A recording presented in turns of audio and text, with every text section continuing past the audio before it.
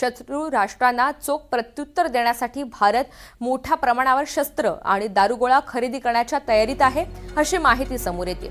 सूत्रांनी दिलेल्या माहितीनुसार संरक्षण अधिग्रहण परिषद लष्करासाठी 100 पेक्षा जास्त राफेल लढाऊ विमानं, P-8I मॅरिटाईम पेट्रोल आणि सबमरीन वॉरफेअर एअरक्राफ्ट तसंच मरीन गॅस टर्बाइन इंजिनसह विविध साहित्य खरेदी करण्याच्या तयारीत आहे।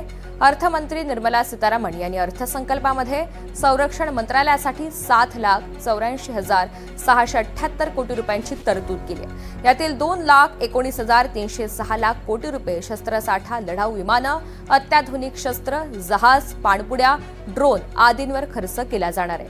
फ्रान्सचे राष्ट्राध्यक्ष इमॅन्युएल मॅक्रॉन 19 आणि 20 फेब्रुवारी रोजी दिल्लीमध्ये आयोजित करण्यात येणाऱ्या AI इम्पॅक्ट समिटसाठी भारतामध्ये येणार आहेत।